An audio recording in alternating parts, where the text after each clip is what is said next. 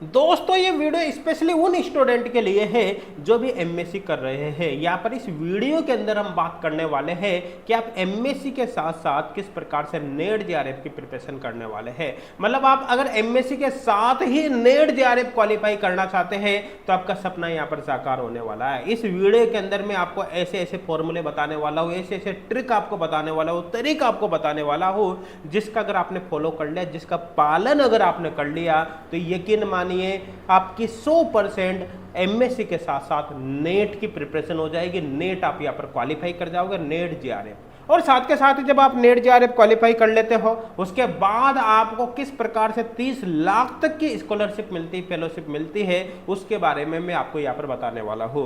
इस वीडियो में आगे बढ़ने से पहले सबसे पहले इसकी ओवरव्यू पर बात कर लेते हैं कि यहाँ पर हम किन किन टॉपिक को कवर करने वाले हैं। एक तो मैं यहाँ पर आपका नेट के लिए एलिजिबिलिटी क्राइटेरिया को बात करूंगा, साथ के साथ एमएससी के साथ अगर आप नेट की प्रिपरेशन करते हो तो आपको इसके क्या क्या बेनिफिट मिलने वाले, क्या फायदा मिलेगा, और अगर आप नेट क्वालिफाई कर लेते हो फाइनली तो नेट जेआरएफ क्वालिफाई करने के बाद क्या अपॉर्चुनिटी आपके हाथ में आएगी, इसके बारे में बात करेंगे। साथ के साथ ही देखो नेट का सिलेबस अपने आप में काफी बड़ा है और नेट का सिलेबस आपको कवर करना है। एमएससी के साथ साथ आपको एमएससी का भी सिलेबस कवर करना है, तो कुल मिलाकर एमएससी प्लस नेट का जो इतना बड़ा सिलेबस हो जाता है उसको आप किस प्रकार से कवर करोगे, वो भी बिना किसी स्ट्रेस के, इसके बारे में यहाँ पर बात करेंगे। क्या आपकी प्रिपरेशन स्ट्रेच होनी चाहिए, प्लानिंग होनी चाहिए, इसके बारे में बात करेंगे। आप एमएससी के साथ साथ नेट की भी जब प्रिपरेशन करोगे तो आपका टाइम मैनेजमेंट किस प्रकार का होना चाहिए, आप किस प्रकार से अपने डेली का शेड्यूल यहाँ पर फिक्स करोगे, वो सारी बात मैं यहाँ पर करूंगा। कैसे आप अपने प्रिपरेशन को स्टार्ट करोगे, आपका एग्जाम पैटर्न के बारे में भी आपको यहाँ पर बता दूंगा।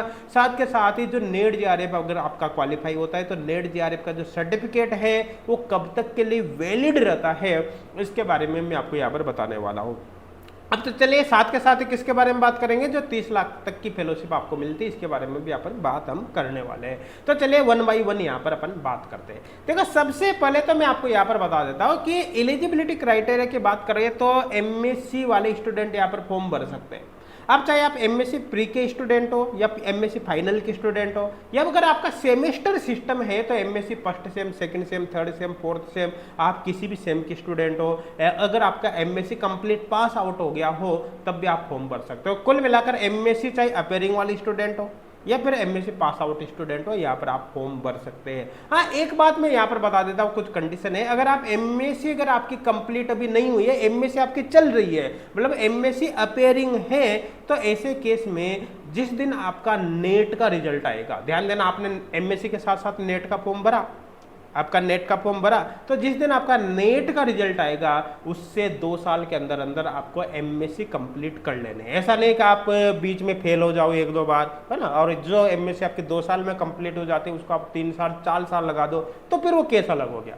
तो कुल मिलाकर जिस दिन नेट का रिजल्ट आता है उसके 2 साल के अंदर अंदर आपको अपनी एमएससी कंप्लीट कर लेनी है, तो फिर आप यहाँ पर एलिजिबल हो जाओगे, चाहे आप एमएससी प्री की स्टूडेंट हो या किसी सेम की स्टूडेंट हो या फिर एमएससी पास आउट हो। आई थिंक क्लियर हो गया होगा। आपकी जब एमएससी पास आउट हो जाएगी, एमएससी कंप्लीट हो जाएगी, या फिर आपकी ऑलरेडी एमएससी कंप्लीट है, तो अगर आप जनरल अनरिजर्व्ड ईडब्ल्यूएस कैटेगरी के स्टूडेंट है तो मिनिमम एमएससी में आपके 55% मार्क्स होने चाहिए। अगर आप OBC, non criminal, SC ST, PWD या फिर थर्ड जेंडर कैंडिडेट है तो मिनिमम आपके 50% मार्क्स होना चाहिए। तो आई थिंक एलिजिबिलिटी क्राइटेरिया आपके पूरा समझ में आ गया होगा। अब बात करते हैं कि एमएससी के साथ अगर आप नेट जेआरएफ की प्रिपरेशन करते हो तो इसके फायदे क्या है, फिर कैसे प्रिपरेशन करोगे, सब कुछ बताऊंगा ए टू जेड। सबसे पहले देख लेते हैं इसके बेनिफिट आखिरकार क्या होने वाले हैं। देखो एमएससी के साथ प्रिपरेशन करने का सबसे शानदार बेनिफिट तो ये होगा कि आपके कॉन्सेप्ट एमएससी के दौरान ही बहुत स्ट्रांग हो जाएंगे। अगर आपके स्ट्रांग कॉन्सेप्ट होंगे तो उसका सीधा सीधा बेनिफिट आपको एमएससी में मिलेगा। भाई नेट तो आपके क्वालिफाई होगी पक्का है, लेकिन एमएससी में भी आपको उसका बेनिफिट मिलेगा। एमएससी में यहाँ पर आपकी परसेंटेज इंक्रीज हो जाएगी, तो जहां पर आपकी 70% बनने वाले वहां पर 80 बनेगी, 80 बनने वाले तो 85 बनेगी। हाँ इस तरह से आपकी कुल मिला के परसेंटेज यहाँ पर जंप करेगी। साथ के साथ ही क्या होगा, ज्यादातर स्टूडेंट क्या करते हैं, पहले एमएससी की प्रिपरेशन कर लेते हैं, एमएससी कंप्लीट होने के बाद नेट की प्रिपरेशन करते हैं। तो ऐसे केस में जब वो बाद में नेट की प्रिपरेशन करते हैं तो उनको 1 से 2 साल का एक्स्ट्रा समय लग जाता है। लेकिन अगर आप एमएससी के साथ ही प्रिपरेशन करते हैं तो आपकी लाइफ के, आपके जिंदगी के 1 से 2 साल बच जाएंगे, आपको बाद में एक्स्ट्रा प्रिपरेशन नहीं करनी पड़ेगी। इसका देखो फाइनेंशियली बेनिफिट भी आपको मिलेगा। कैसे मिलेगा फाइनेंशियल बेनिफिट, देखो भाई, मैं मानता हूं कि एक स्टूडेंट जब तैयारी करता है, जनरली जो बाहर रहकर स्टडी करते हैं, है ना, अपने घर से थोड़ा बाहर, उनके 1 साल का जो खर्चा आता है मिनिमम 2 लाख के आसपास खर्चा आ जाता है। तो अगर 1 से 2 साल का खर्चा मानते हैं तो 2 से 4 लाख का उनका खर्चा आता है तैयारी करने का। लेकिन अगर आप एमएससी के साथ ही प्रिपरेशन कर लेते हो तो जो आपको एक्स्ट्रा बर्डन आने वाला था एमएससी के बाद में, वो बर्डन अब आपके नहीं आएगा। तो कुल मिलाकर फाइनेंशियली आपके बेनिफिट होगा, आपके घर वालों के 2 से 4 लाख रुपए यहाँ पर बच जाएंगे, जो आगे आप ही के काम में आने वाले हैं।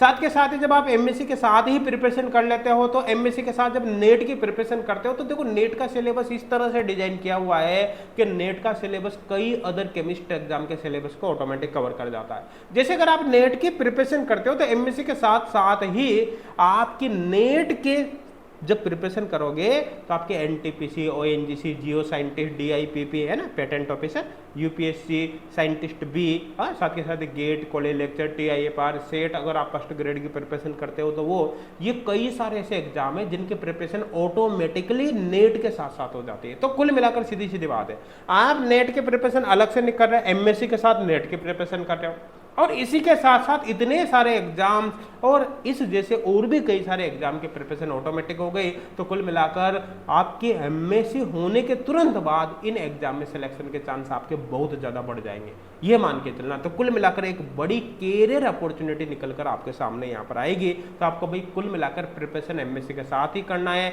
अगर आप एमएससी के साथ प्रिपरेशन ना करके एमएससी के बाद में प्रिपरेशन करते हो तो देखो इसका बहुत बड़ा नेगेटिव इफेक्ट होता है। कैसे होता है? एमएससी के साथ जब आप प्रिपरेशन करते हो तो उस दौरान एमएससी के साथ में आपके घर वाले आपका पूरी से सपोर्ट करते हैं। उनको लगता है कि भी बच्चा पढ़ रहा है, एमएससी उसकी चल रही है। लेकिन जब आपकी एमएससी कंप्लीट हो जाती है तो आपको घर वालों को भी आपसे एक उम्मीद पैदा हो जाती है, कि अब हमारा बच्चा या बच्ची है, अब कुछ कमाकर हमको देगा। उसके ऊपर कुछ फाइनेंशियल प्रॉब्लम आ जाती है, घर वालों का भी कुछ प्रेशर आ जाता है, शादी उदी की भी बहुत सारे जो घर वाले पेरेंट्स वगैरह है उनके भी देखने लग जाते हैं। तो कुल मिलाकर एक प्रेशर के अंदर स्टूडेंट आ जाता है। ऐसे केस में फिर वो ज़्यादा लंबा समय प्रिपरेशन के लिए दे ही नहीं पाता है। ऐसे केस में फिर उसके हाथ से एक बड़ी अपॉर्चुनिटी निकल जाती है। फिर फाइनली प्रेशर के अंदर जो कुछ भी उसको दिखता है आगे मिलता है, बस वो उसी में सेटिस्फाई हो जाता है। आगे की जो बड़ी बड़ी अपॉर्चुनिटी उनको खो देता है। तो कुल मिलाकर सीधी सीधी बात है, अगर आप एमएससी के साथ ही प्रिपरेशन करते हो तो एमएससी के साथ का ही आपका समय यहाँ पर यूज में होगा और एक बड़ी अपॉर्चुनिटी आपके सामने निकल कर आएगी। एमएससी पास आउट होने के साथ साथ आपके लाइफ यहाँ पर सेट हो जाएगी। आई थिंक क्लियर हो गया होगा। अब बात करते हैं कि अगर आपके नेट जेआरएफ क्वालिफाई हो जाते हैं तो इसका क्या फायदा होगा। देखो नेट जेआरएफ के थ्रू आप पीएचडी में अगर एडमिशन लेते हो जेआरएफ के थ्रू तो 30 लाख तक की फेलोशिप आपको मिलती है। कैसे मिलती है उसके बारे में मैं आपको बताऊंगा। साथ के साथ ही जब नेट जेआरएफ के आप क्वालिफाई करने के बाद आप कॉलेज लेक्चर के लिए एलिजिबल हो जाते हैं। आपका सब्जेक्ट यहाँ पर काफी स्ट्रॉन्ग हो जाता है, काफी इंप्रूव हो जाते हैं। तो जब सब्जेक्ट में आपके कॉन्फिडेंस आएगा तो इसी से आपकी टीचिंग एबिलिटी भी बढ़ती है। तो कुल मिलाकर जब आपको ये चीजें मिलती है तो आपका गवर्नमेंट जॉब के साथ साथ ही जो प्राइवेट सेक्टर है, जैसे प्राइवेट कॉलेज हो गया, कोचिंग्स वगैरह हो गया, इसमें भी एक बड़ी अपॉर्चुनिटी आपको मिल जाती है। तो गवर्नमेंट जॉब्स जितने भी एग्जाम बताए उनमें तो आपके पास अपॉर्चुनिटी यहाँ पर आती है, साथ के साथ ही प्राइवेट जॉब्स वगैरह में भी आपको एक बेहतर अपॉर्चुनिटी यहाँ पर फिर देखने को मिलती है। आई थिंक क्लियर हो गया होगा। अब बात कर लेते हैं जो 30 लाख की फेलोशिप आपको मिलती है वो कैसे मिलती है। देखो जब आप पीएचडी ज्वाइन कर लेते हो जेआरएफ क्लियर होने के बाद, तो ऐसे केस में पीएचडी के दौरान पहले 2 साल तक आपको 37,000 पर मंथ मिलते हैं, तो टोटल अमाउंट आपको 8,28,000 यहाँ पर मिलती है। इसके बाद 3 साल तक आपको 42,000 पर मंथ मिलते हैं, तो 3 साल में आपको यहाँ पर 15,12,000 यहाँ पर मिल जाते हैं और लगभग 20% आपको एचआरए मिल जाता है। एचआरए की ये जो रेंज है वो सिटी वाइज चेंज हो सकते हैं, लेकिन अपन अप्रोक्सीमेट 20% मान लेते हैं। तो एचआरए के फॉर्म में जो अमाउंट यहाँ पर मिलेगी उसका 20% देखोगे तो आपको लगभग 4,80,000 यहाँ पर मिल जाता है। और कंटिजेंसी जो अमाउंट मिलती है वो 20,000 पर ईयर के हिसाब से लगभग 1 लाख आपको मिल जाते हैं। टोटल जब इसको जोड़ोगे तो लगभग ये 30 लाख के आसपास ये अमाउंट बैठती है। तो कुल मिलाकर जब आप जेआरएफ करने के बाद पीएचडी करते हो तो आपको 30 लाख के अमाउंट यहाँ पर मिल जाती है। तो एक तो आपकी पीएचडी के दौरान आप हायर एजुकेशन में चले गए, इसी दौरान अच्छी खासी अमाउंट आपको मिल जाती है। तो कुल मिलाकर एक बड़ी अपॉर्चुनिटी फिर आपके सामने यहाँ पर खड़ी होती है। आप इसी दौरान और भी कई सारे काम फिर आप कर सकते हो। मतलब यहाँ पर फाइनेंशियल बर्डन आपका बिल्कुल खत्म हो जाता है। आप अच्छे से अपने प्रिपरेशन कर सकते हो, रिसर्च का काम कर सकते हो, बाकी और भी एग्जाम की प्रिपरेशन करते हो तो फिर आप साथ के साथ ही कर सकते हो। तो कुल मिलाकर एमएससी के साथ प्रिपरेशन आप करोगे तो काफी ज्यादा फायदे में आप यहाँ पर रहने वाले हैं। अब बात कर लेते हैं, अब आपने मानस बना लिया भाई कि एमएससी के साथ हमको प्रिपरेशन करनी है, लेकिन आपको एमएससी का सिलेबस भी कवर करना है और नेट का सिलेबस भी करना है। एमएससी प्लस नेट का सिलेबस अपने आप में काफी लेंथी हो जाता है, तो इतने बड़े सिलेबस को हम कैसे कवर करेंगे भाई, कैसे कवर करेंगे ये सर हमको बता दीजिए। चलो अब ये भी मैं आपको बता देता हूँ कि कैसे कवर होगा। तो देखो भाई यहाँ पर क्या करना है कि देखो आपका जो एमएससी के मैक्सिमम टॉपिक होते हैं वो नेट के अंदर होते हैं। अगर आप एमएससी के सिलेबस को उठाओगे, नेट के सिलेबस को उठाओगे, तो आपको पता चलेगा कि मैक्सिमम टॉपिक एमएससी और नेट के सिलेबस में कॉमन है। अब आपको करना क्या है, हो सकता है आप एमएससी प्री के स्टूडेंट हो, एमएससी फाइनल के स्टूडेंट हो, या फर्स्ट सेकंड थर्ड फोर्थ किसी सेम के स्टूडेंट हो सकता है आपने एमएससी पास आउट कर लो, जो भी, ठीक है। आप जिस भी सेमेस्टर या फिर ईयर के स्टूडेंट हो, आपको अपना सिलेबस देखना है एमएससी का। अब आप जब अपना सिलेबस देखोगे तो आपको देखना है कि आपके सिलेबस में से कौन से ऐसे टॉपिक है जो नेट के सिलेबस में भी आ रहे हैं, ठीक है। जैसे मैं एक एग्जांपल ले रहा हूँ, यहाँ पर मैं एग्जांपल के तौर पे ले लेता हूँ कि मान लो कि आप एमएससी प्रीवियस के स्टूडेंट है और आपने अपना सिलेबस देखा, तो आपने देखा कि आपके एमएससी प्रीवियस के सिलेबस के अंदर ग्रुप थ्योरी आ रही है। आपने नेट का सिलेबस देखा तो भाई नेट के सिलेबस में भी ग्रुप थ्योरी आ रही है। तो आपके लिए कॉमन टॉपिक हो गया कि ग्रुप थ्योरी आपके एमएससी में भी है और नेट में भी है ना। तो कुल मिलाकर आप सबसे पहले नेट के सिलेबस में से उन टॉपिक को टिक मार्क कर लो जो आपको एमएससी में भी पढ़ने ही पढ़ने हैं, आप जिस भी सेमेस्टर में हो, जिस भी ईयर में हो उस टाइम। आपने देख लिया कि ये 5 टॉपिक 10 टॉपिक ये कॉमन है भाई, मुझे एमएससी में भी पढ़ने, नेट में भी पढ़ने, टिक मार्क कर लिया है ना। तो आप सबसे पहले उन्हीं टॉपिक को कवर करोगे। जैसे सपोज करो आपने डिसाइड किया कि कॉमन टॉपिक में एक ग्रुप थ्योरी आ रहा है, ठीक है, तो आप ग्रुप थ्योरी जो पढ़ोगे ना वो आपको एमएससी के लिए नहीं पढ़नी है, आपको ग्रुप थ्योरी अब नेट के लिए पढ़नी है डायरेक्टली, ठीक है। अब आपने नेट के अकॉर्डिंग, नेट के सिलेबस के अकॉर्डिंग ग्रुप थ्योरी को कंप्लीट कर लिया। अब जैसे ही आपकी ग्रुप थ्योरी यहाँ पर कंप्लीट होती है तो उसके बाद फिर आप एमएससी के बारे में यहाँ पर सोचो। भाई नेट के लिए आपने ग्रुप थ्योरी पढ़ ली, क्योंकि नेट में तो जो पेपर आएगा आपका ऑब्जेक्टिव आने वाला है, तब आप यहाँ पर सोचो कि नेट में के लिए अकॉर्डिंग जो पढ़ा मैंने ऑब्जेक्टिव के अकॉर्डिंग सोचा। तो अब अगर आपके इसी ग्रुप थ्योरी से एमएससी के अंदर कोई क्वेश्चन आ जाता है तो आप उसको लैंग्वेज बनाकर, मतलब डिस्क्रिप्टिव फॉर्म में किस तरह से लिखोगे, ये आपको यहाँ पर सोचना है। तो कुल मिलाकर इसके लिए आप क्या करना है, आपके जो एमएससी के प्रीवियस ईयर के पेपर है उनको उठाकर देखना है। उठाकर देखोगे तो आपको ऑटोमेटिकली पता चल जाएगा कि ग्रुप थ्योरी से किस तरह के क्वेश्चन यहाँ पर आएंगे, हाँ, और आपको उनको कैसे लिखना है, ऑटोमेटिक आपको आइडिया लग जाएगा। तो कुल मिलाकर एमएससी के लिए फिर आपको ग्रुप थ्योरी में अलग से मेहनत करनी ही नहीं। आपने नेट के लिए पढ़ा, ऑटोमेटिक एमएससी के लिए भी हो गया, सारा काम आपका एक झटके में हो गया। आई थिंक समझ में आ गया होगा। तो आपको सिलेबस में देखना है, सिलेबस में कॉमन टॉपिक डिसाइड करना है, कॉमन टॉपिक को सबसे पहले यहाँ पर कवर करना है। जब कॉमन टॉपिक आपके 1-2 महीने के अंदर एमएससी का जैसे ही कंप्लीट होते हैं उसके बाद फिर नेट का बाकी सिलेबस आप कवर करना स्टार्ट कर देना। लेकिन पहले कॉमन टॉपिक को इसलिए पढ़ना है क्योंकि भाई आपको एमएससी और नेट दोनों को बैलेंस करके चलना है। पता चले आप नेट ही नेट में उलझ गए, उधर एमएससी में फेल हो जाओ, या फिर परसेंटेज आपकी अच्छी नहीं बनी, हाँ, पता चले आप एमएससी में रह गए तो उधर आपका नेट की प्रिपरेशन नहीं हो रही। अगर आप बैलेंस करके चलते हो तो मैं बता रहा हूँ आप जो नेट के लिए प्रिपरेशन करोगे, क्योंकि नेट के लिए आपने कोई भी चैप्टर पढ़ा, आपके कॉन्सेप्ट इतने तगड़े क्लियर होंगे कि एमएससी का टॉपिक तो फिर आपको बिल्कुल लल्लू पंजू सा लगेगा, उसको तो आप ऐसे ही कवर कर जाओगे। तो कुल मिलाकर आपको एक ही बार प्रिपरेशन करनी है, सेम टाइम में आपके नेट और एमएससी दोनों की प्रिपरेशन होगी, आपके सिलेक्शन के चांस ऑटोमेटिक बढ़ेंगे, नेट में भी बढ़ेंगे और एमएससी में भी इसका फायदा होगा, एमएससी में भी आपकी परसेंटेज यहाँ पर इंप्रूव होगी। आई थिंक क्लियर हो गया। अब आपने कोई भी टॉपिक, कौन कौन से टॉपिक कवर करना, आपने कॉमन टॉपिक डिसाइड कर लिया, भाई ये टॉपिक मुझे पहले कवर करना है ना।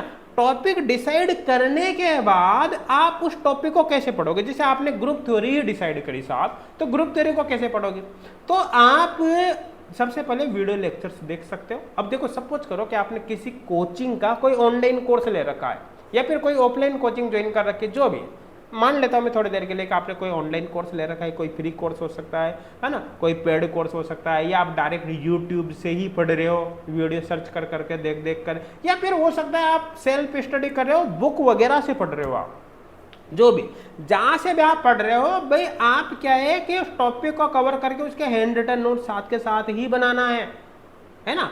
जैसे मान लो आप बुक से पढ़ रहे हो तो भाई आपने शुरू में बुक्स को समझ भी लिया, सब भी कर लिया, लेकिन आप जब बाद में उसको देखोगे ना तो आधी चीजें भूल जाओगे, इसलिए उसके हैंड रिटन नोट्स बना लेना है। मेन चीजें आपको नोट्स में लिख लेने हैं, है ना। कोई वीडियो लेक्चर देखते हो किसी भी ऑनलाइन कोर्स वगैरह से, यूट्यूब वगैरह से, तो आप उसका भी हैंड रिटन नोट्स के अंदर इस्तेमाल आपको करना है, मतलब हैंड रिटन नोट्स आपको बनाने ही बनाने हैं।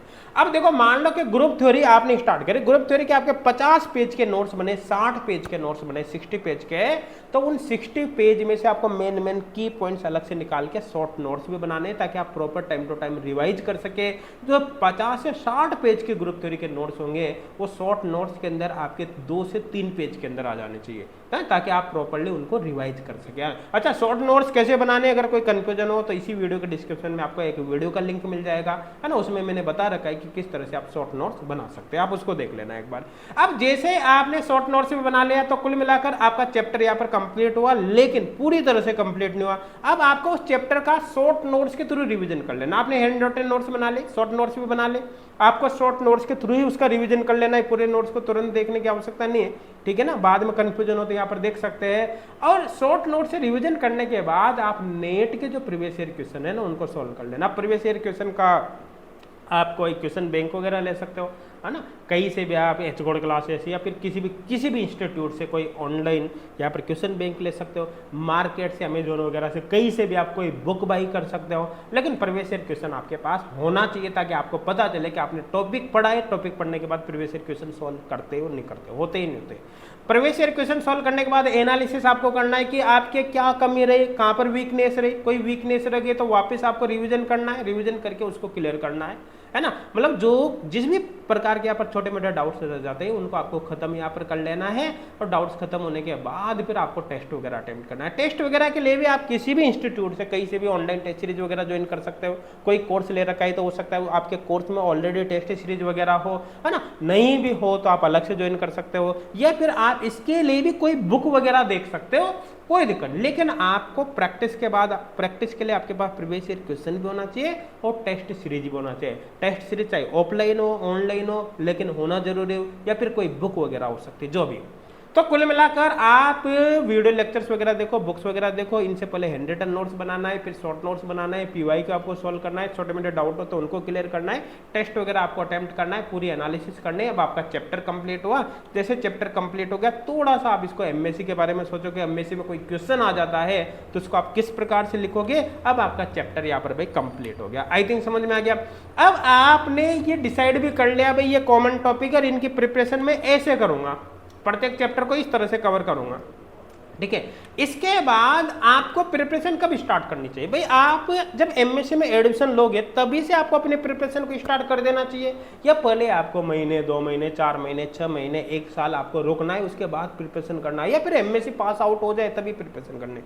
आपको मैं बता देता हूँ भाई, समय नहीं है। मैंने आपको बताया ना, आपको 1 से 2 साल का समय यहाँ पर बचाना है। तो सीधी सीधी बात है, आप भैया जैसे वीडियो खत्म हो ना, आप प्रिपरेशन प्लानिंग कर लो और अपने प्रिपरेशन को स्टार्ट कर दो। समय बिल्कुल नहीं है भाई, समय अमूल्य होता है, टाइम भाई बहुत ही मूल्यवान होता है, इसको बिल्कुल भी आपको नहीं खोना है। आप प्रिपरेशन चाहे सेल्फ करो, कोई दिक्कत नहीं, कहीं से आप ऑफलाइन कोर्स ज्वाइन कर लो, किसी कोचिंग का ऑनलाइन कोर्स ज्वाइन कर लो, यूट्यूब से पढ़ लो, कहीं से भी पढ़ो। एचगोड क्लासेज पे तो हमने पेड कोर्स तो है ही सही, लेकिन पेड के साथ साथ हमने फ्री कोर्स भी स्टूडेंट को प्रोवाइड किया है, ताकि कोई स्टूडेंट अगर मान लो पेड कोर्स ज्वाइन नहीं भी करे तो फ्री कोर्स से भी अपनी प्रिपरेशन को कर सकता है। तो आप एचगोड क्लासेज एप्लीकेशन डाउनलोड कर सकते हो, लिंक आपको डिस्क्रिप्शन में मिल जाएगा, है ना। आपको वहां पर नेट का फ्री कोर्स भी मिल जाएगा, उसका बेनिफिट भी आप उठा सकते हो। आई थिंक क्लियर हो गया होगा। अब आपने डिसाइड कर लिया भाई हमको प्रिपरेशन करनी, चाहे कैसे भी करनी, तो प्रिपरेशन स्टार्ट कैसे करनी है, प्रिपरेशन स्ट्रेटजी क्या होनी चाहिए, इसके बारे में बात कर लेते हैं। तो देखो भाई, यहाँ पर प्रिपरेशन स्ट्रेटजी बनाने से पहले, प्रिपरेशन स्टार्ट करने से पहले आपको नेट का जो एग्जाम पैटर्न है वो कंप्लीट पता होना चाहिए। एग्जाम्पल के तौर पर मैं यहाँ पर केमिकल साइंस की बात कर लेता हूँ। अगर आपका कोई दूसरा सब्जेक्ट है तो आप अपने सब्जेक्ट के अकॉर्डिंग पैटर्न को एक बार देख लेना। जैसे अगर नेट के एग्जाम की बात करें तो नेट का जो पेपर होता है उसमें 3 सेक्शन होते हैं। सेक्शन ए के अंदर 20 क्वेश्चन होते हैं। 20 क्वेश्चन में से आपको 15 क्वेश्चन मैक्सिमम अटेम्प्ट करने होते हैं। 15 से ज़्यादा आप अटेम्प्ट नहीं कर सकते, बाकी जितने आए उतने अटेम्प्ट करना, लेकिन 15 मैक्सिमम अटेम्प्ट कर सकते हो। प्रत्येक क्वेश्चन 2 नंबर का है, नेगेटिव मार्किंग 0.5 है। ओवरऑल 15 × 2 करोगे तो 30 मार्क्स का सेक्शन ए होता है। सेक्शन ए में केमिस्ट्री के क्वेश्चन नहीं होता है, जनरल एप्टीट्यूड के क्वेश्चन होते हैं, है ना। सेक्शन बी और जो सेक्शन सी होता है वो केमिस्ट्री का होता है। सेक्शन बी के अंदर केमिस्ट्री के मीडियम लेवल के क्वेश्चन होते हैं, बहुत ज़्यादा टफ नहीं होते, बहुत ज़्यादा इजी नहीं होते, है ना। 40 क्वेश्चन होते हैं, आपको मैक्सिमम 40 क्वेश्चन यहाँ से अटेम्प्ट, 35 क्वेश्चन आप अटेम्प्ट कर सकते हो। प्रत्येक क्वेश्चन 2 मार्क्स का है, 0.5 नेगेटिव मार्किंग है, टोटल 70 मार्क्स का पार्ट होता है। सी सेक्शन में थोड़े से हाई लेवल के क्वेश्चन होते हैं, केमिस्ट्री के होते हैं, इसके अंदर 60 क्वेश्चन होते हैं और 60 में से मात्र आपको 25 क्वेश्चन यहाँ पर अटेम्प्ट करने होते हैं। प्रत्येक क्वेश्चन 4 मार्क्स का है, नेगेटिव मार्किंग यहाँ पर 1 नंबर होगा, टोटल ये 100 नंबर का पार्ट होता है। इस तरह से अगर आप टोटल यहाँ पर करके देखते हो तो आपके पेपर में टोटल 75 क्वेश्चंस होते हैं, मतलब टोटल जितने भी क्वेश्चंस होते हैं उनमें से 75 क्वेश्चन आपको अटेम्प्ट करने होते हैं और टोटल 200 मार्क्स का यहाँ पर आपके लिए हो जाता है। 200 मार्क्स में से अगर केमिस्ट्री आप देखोगे तो 70 + 100 मार्क्स मतलब 170 मार्क्स की केमिस्ट्री होगी और बाकी आपका 30 मार्क्स का जनरल एप्टीट्यूड होगा।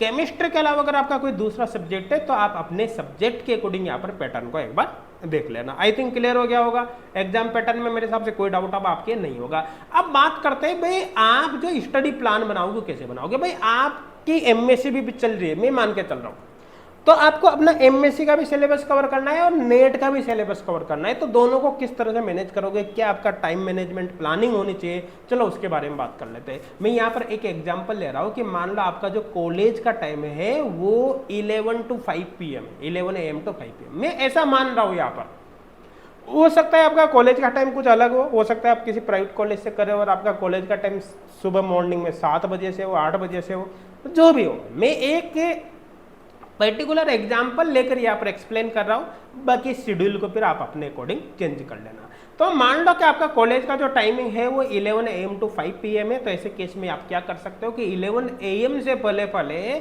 मॉर्निंग में लगभग 3 से 3.5 घंटे या 3 से 4 घंटे के आसपास आपको स्टडी के लिए टाइम निकालना है और उस समय आपको नेट की स्टडी करनी है ना। अगर आपका टाइमिंग अलग है तो थोड़ा सा आप अपने अकॉर्डिंग प्लान को यहाँ पर चेंज कर लेना है। तो कुल मिला के 3 से 4 घंटे आप मॉर्निंग में नेट की स्टडी जरूर कर लेना, है ना। इसके बाद अब आप जब कॉलेज में चले जाओगे तो आपको जब कॉलेज में टाइम मिलता है तो कॉलेज टाइम के अकॉर्डिंग ही आप एमएससी रिलेटेड स्टडी कर सकते हो। क्योंकि मैंने आपको बताया ना भाई, जैसे आप नेट में भी कॉमन टॉपिक पढ़ोगे तो एक तरह से नेट के साथ साथ आपकी एमएससी की प्रिपरेशन ऑलरेडी हो रही है, ठीक है ना। तो आपको अलग से टाइम देने की जरूरत नहीं है। थोड़ा बहुत जो आपको एमएससी के लिए एक्स्ट्रा पढ़ना भी पड़े उस टाइम को आप कॉलेज के अंदर ही निकाल सकते हो। सपोज करो आप कॉलेज में थोड़े से ज़्यादा बिजी रहते हो, आपके प्रैक्टिकल वगैरह वहाँ पर चलती रहती है, क्लासें वगैरह चलती रहती है, तो ऐसे केस में क्या कर सकते हो आप थोड़ा बहुत समय इवनिंग में भी एमएससी के लिए निकाल सकते हैं। जैसे कि शाम को 7 से 8:30 का टाइम निकाल लिया, है ना। बीच में थोड़ा बहुत गेप आप ले सकते हो, फिर वापस 9 से 11 के टाइम लगभग 1.5 से 2 घंटे वापस आप नेट की स्टडी कर सकते हो। तो कुल मिलाकर अगर मैं टोटल पूरे 24 आवर्स में से देखूं तो नेट के लिए जो आपको स्टडी का टाइम देना है वो लगभग 5 से 6 घंटे का टाइम यहाँ पर देना है। ये मान लो 4 से 6 घंटे का टाइम आपको मिनिमम देना ही देना है, 4 to 6 आवर। और आप इसको ये मत समझो यार कितना सारा टाइम हम नेट के लिए देंगे तो फिर एमएससी हमारे खराब हो सकते हैं, नहीं होगी, बिल्कुल भी नहीं होगी। रीजन क्या है, क्योंकि आप जो नेट में पढ़ रहे हो वो भी पहले कॉमन टॉपिक पढ़ रहे हो आप, मतलब उन्हीं टॉपिक को पहले कवर कर रहे हो जो आपके एमएससी के सिलेबस में भी है। इसका मतलब है आपके नेट की जब आप स्टडी कर रहे हो तो उसके साथ साथ भी आपकी एमएससी की स्टडी ही हो रही है, तो आपको यहाँ पर घबराने की बिल्कुल भी जरूरत नहीं है। इससे आपके एमएससी में कुल मिला के परसेंटेज इंप्रूव होगी, इससे कम नहीं होगी।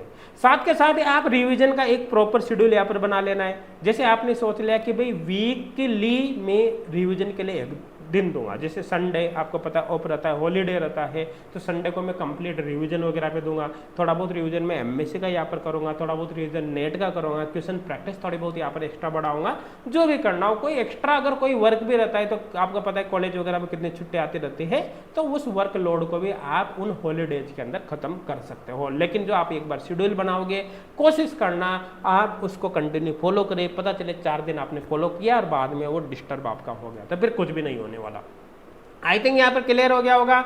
अब ये सारी चीज मैंने आपको बता दी, मैंने आपको बताया था कि किस तरह से आपको प्रिपरेशन करनी है, क्या करनी है, कैसे आपको टाइम मैनेज करना है, सब कुछ आपको बता दिया। अब एच गुड क्लासेज एप्लीकेशन पर CSR नेट का फ्री ऑनलाइन कोर्स भी मैंने आपको बताया था ना शुरू से, फ्री ऑनलाइन कोर्स भी पेड भी है। देखो फ्री ऑनलाइन कोर्स के अंदर भी हमने 1000+ वीडियो लेक्चर स्टूडेंट के लिए प्रोवाइड किया है। इन फ्री ऑनलाइन कोर्स के थ्रू भी आप MSc के साथ साथ नेट की प्रिपरेशन कर सकते हैं। हाँ, अगर थोड़ी बहुत अमाउंट आप खर्च कर सकते हो, पैसा खर्च कर सकते हो, तो ऐसे केस में आप नेट के फ्री के स्थान पर आप पेड ऑनलाइन कोर्स पर जा सकते हैं। पेड ऑनलाइन कोर्स आपको जून और दिसंबर दोनों एग्जाम के लिए मिल जाएगा, गेट के लिए भी मिल जाएगा, ठीक है ना। पेड कोर्स ज्वाइन करने से पहले आप उसका फ्री डेमो लेकर भी देख सकते हो। कर वो अलग बात है, पेड कोर्स ज्वाइन करना या नहीं करना एक अलग चीज है, लेकिन आप MSc के साथ नेट की प्रिपरेशन जरूर स्टार्ट करें, चाहे आप सेल्फ स्टडी करो या फिर किसी कोर्स के थ्रू करो। एच गुड क्लासेस तो स्टूडेंट के हेल्प करने के लिए ये फ्री कोर्स हमने डिजाइन किया है, ताकि स्टूडेंट किसी भी प्रकार से उनकी स्टडी डिस्टर्ब नहीं हो, MSc के साथ साथ उनके सिलेक्शन के चांस आगे बढ़ सके। तो दोस्तों अभी आप इसी वीडियो के डिस्क्रिप्शन में आपको एच गुड क्लासेज